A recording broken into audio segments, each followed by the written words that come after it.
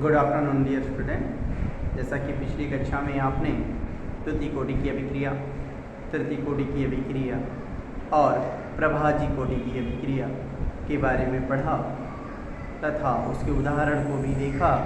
अब इस चैप्टर के कुछ अंतिम टॉपिक्स जो हैं, आज अंतिम लेक्चर की बात करें। आज ये चैप्टर ख़त्म हो जाएगा। इसमें क्या क्या टॉपिक में बच गया है वो है आपका अभिक्रिया की आणविकता क्या होती है, तो उस पर डिस्कस किया जाएगा। साथ ही अभिक्रिया की आणविकता और कोटि में क्या अंतर होता है इस पर डिस्कस किया जाएगा। और आर्हेनियस समीकरण तथा टक्कर के सिद्धांत की बात की जाएगी। तो थोड़ा सा कंसंट्रेट होकर वीडियो को देखिएगा, पूरी बात समझ में आपको आ जाएगी। तो शुरुआत करते हैं आज अभिक्रिया की आणविकता। अभिक्रिया की आणविकता, आणविकता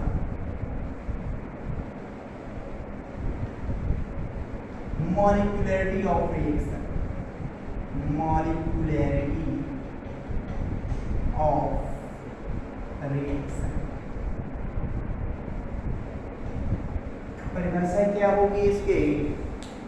तो अभिक्रिया के प्रारंभिक पद में, अभिक्रिया के प्रारंभिक पद में भाग लेने वाले अभिकारी अणुओं की संख्या ही उस अभिक्रिया की आणविकता कहलाती है। परिभाषा क्या होगी? प्रारंभिक पद में भाग लेने वाले, प्रारंभिक पद में भाग लेने वाले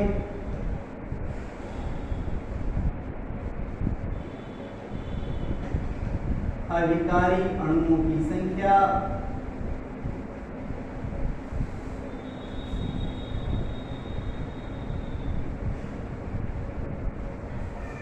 अभिक्रिया की आणविकता कहलाती, अभिक्रिया की आणविकता कहलाती।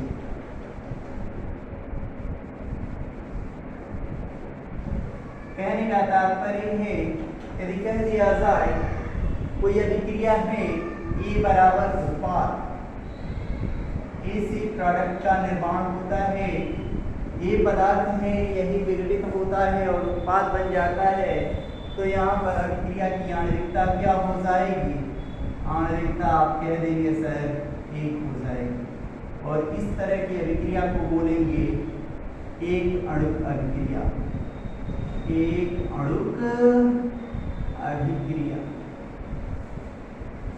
और जब दो अभिकारी पदार्थ परस्पर टक्कर कर उत्पाद का निर्माण करते हूँ, जैसे ए और बी टकराए और क्या बन गया? उत्पाद बन गया, तो इस अभिक्रिया की आणविकता क्या हो जाएगी? इस अभिक्रिया की आणविकता हो जाएगी तो इसे बोलेंगे द्विअणुक अभिक्रिया, बाइमॉलिक्यूलर रिएक्शंस। कहता है बहुत रेयर होती है ये, जब 3 अभिकारी अणु परस्पर टक्कर कर उत्पाद का निर्माण करते हैं।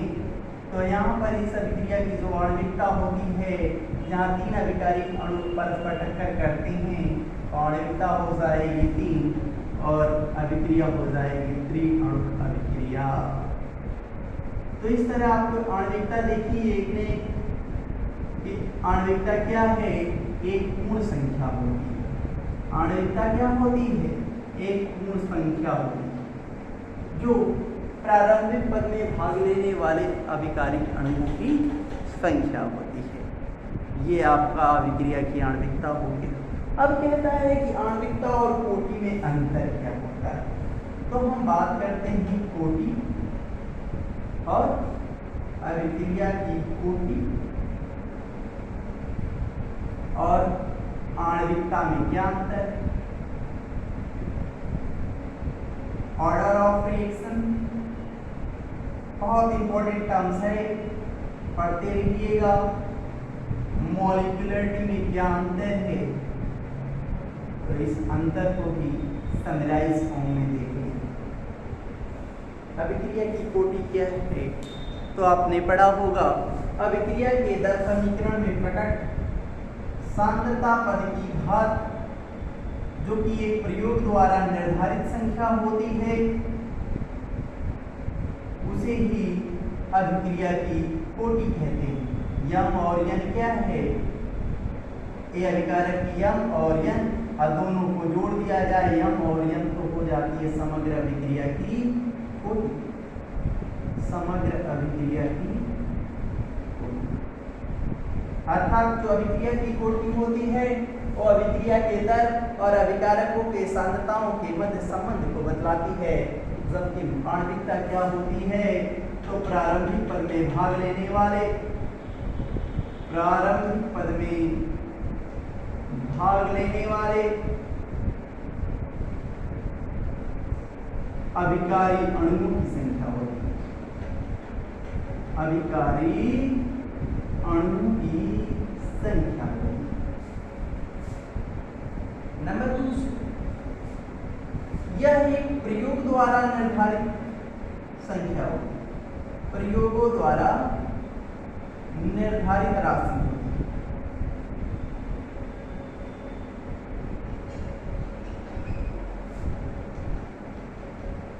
और इसमें आप बात करें तो यह प्रारंभिक पद में भाग लेने वाले, प्रारंभिक पद में भाग लेने वाले अणुओं की संख्या होती है। अभिकारी अणुओं की संख्या होती है। नंबर 3, जो अभिक्रिया की कोटि होती है वो 0, 1, 2, 3 प्रथम द्वितीय तृतीय या प्रभादी ब्रैकेट में भिन्नात्मक हो सकती है।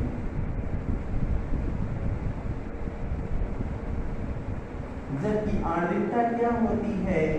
सदैव पूर्ण संख्या।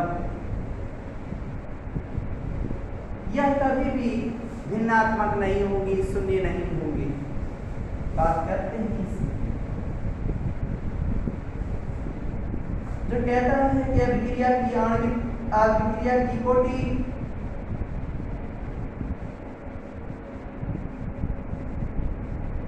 शून्य नहीं हो सकती या शून्य हो सकती है। अभिक्रिया की कोटि की बात कर रहे हैं। अभिक्रिया की कोटि शून्य हो सकती है।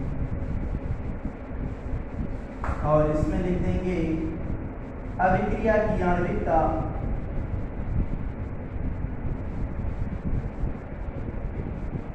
कभी भी शून्य नहीं हो सकती।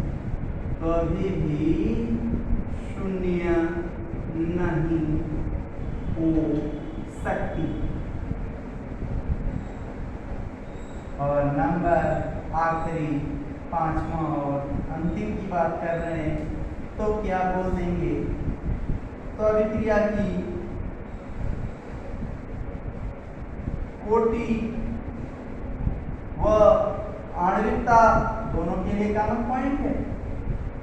अभिक्रिया की कोटि व आणविकता एक समान हो भी सकती है और भिन्न भी हो सकती है। भिन्न भिन्न भी हो सकती है। तो ये है आपकी अभिक्रिया की कोटि और आणविकता में अंतर, जो कि परीक्षा के पॉइंट ऑफ व्यू से बहुत ज़्यादा इम्पोर्टेंट होता है।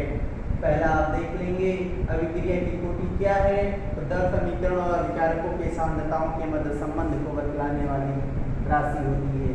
ये प्रारंभिक पद में भाग लेने वाले अभिकारी अणुओं की संख्या होती है। यह प्रयोग द्वारा निर्धारित होती है। ये प्रारंभिक पद में भाग लेने वाले अभिकारी अणुओं की संख्या ही होती है।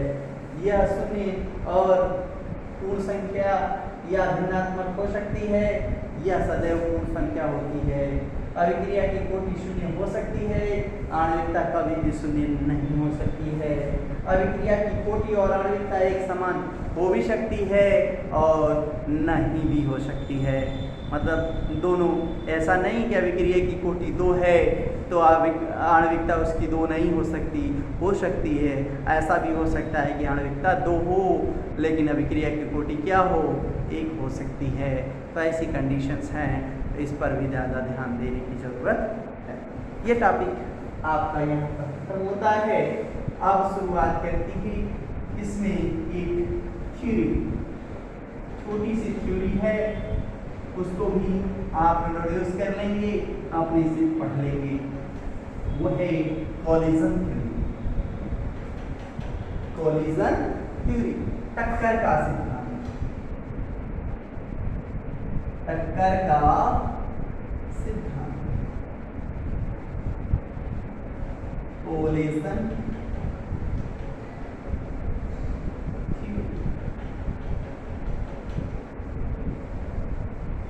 कहता है अभिक्रिया होने के लिए अभिकारी अणुओं के मध्य टक्कर का होना आवश्यक होता है। नंबर 1 होता है टक्कर का होना आवश्यक होगा। जब तक टकराएंगे नहीं अभिक्रिया नहीं होगी, लेकिन प्रत्येक टक्कर के बाद अभिक्रिया हो जाए ये संभव बात नहीं है। लेकिन जिस टक्कर के फलस्वरूप अभिक्रिया हो जाती है उसे प्रभावी टक्कर कहते हैं। जिस टक्कर के फलस्वरूप अभिक्रिया नहीं होती उसे अप्रभावी टक्कर कहते हैं।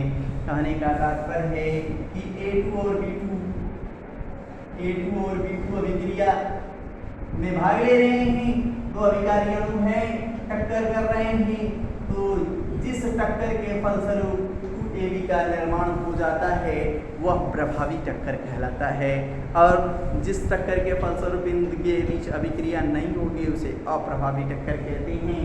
नंबर तीसरी बात कहता है कि टक्कर होने के लिए A2 और B2 के पास वो एक न्यूनतम ऊर्जा संचित होती है जिनका होना आवश्यक होता है टक्कर के लिए, वह उस अभिक्रिया की सक्रियण ऊर्जा कहलाती है। तो इसकी भी डेफिनेशन सुन लें, बहुत ही important. Progress of reactions versus energy का एक ग्राफ खींचते हैं। Progress of reaction versus energy का एक ग्राफ खींचेंगे और कहता है कि जब अभिकारी अणु परस्पर टक्कर करेंगे तो एक ऑप्टिमम स्टेट में पहुंचेंगे जिसको आप इंटरमीडिएट बोलते हैं। इस इंटरमीडिएट में पहुंचने के लिए, इस एक्टिवेटेड फेज में पहुंचने के लिए इसको एक्टिवेशन फेज भी बोलते हैं। एक्टिवेशन फेज यहाँ पर पहुंचने के लिए उनके मध्य एक न्यूनतम संचित ऊर्जा होती है जिसे सक्रिय ऊर्जा कहते हैं। इसको कैसे डिफाइन करते हैं? तो कहता है अभिकारी अणुओं के मध्य या अभिकारी अणुओं में उपस्थित अभिकारी अणुओं में उपस्थित वह न्यूनतम ऊर्जा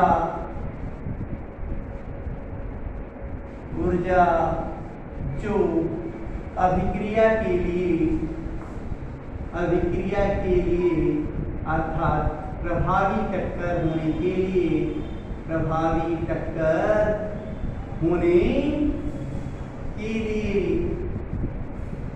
उपस्थित होना अनिवार्य होता है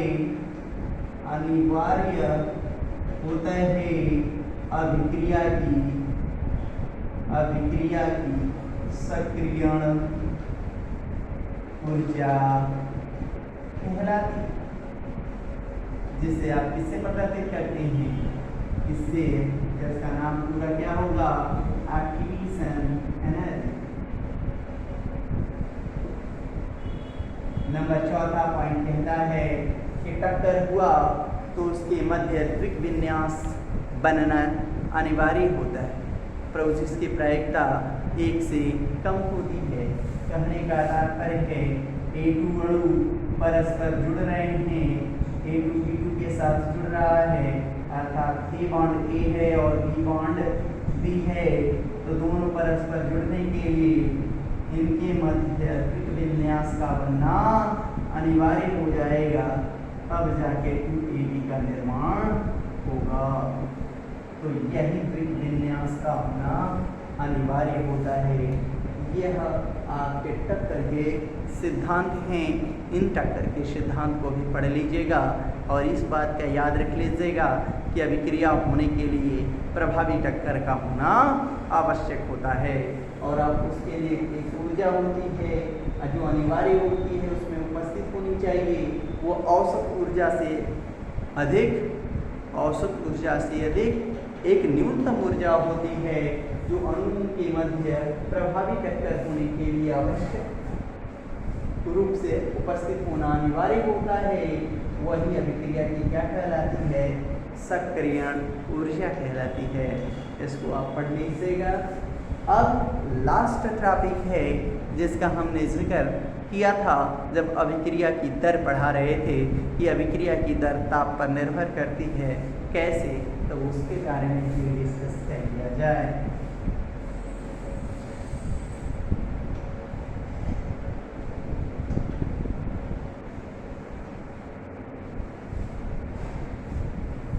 लास्ट टॉपिक है इस चैप्टर का, वो है वेग स्थिरांक की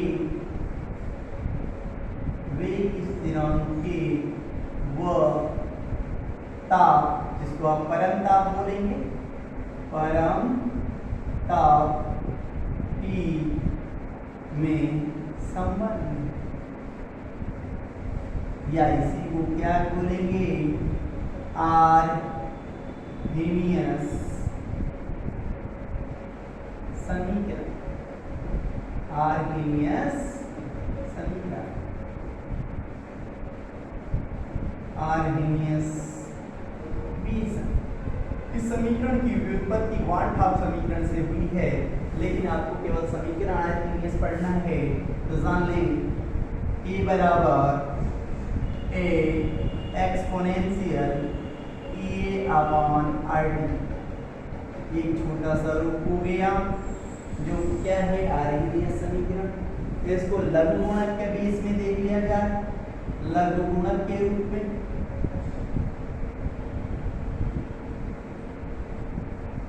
लघु गुणक ले लिया जाए तो क्या हो जाएगा? log K base E log A base E minus A/RT। अभी तो लॉग का आधार क्या है? ये है। हम चले लघु गुणक या लॉग का आधार 10 रखकर भी देख लें। रखने पर क्या हो जाएगा? ये हो जाएगा log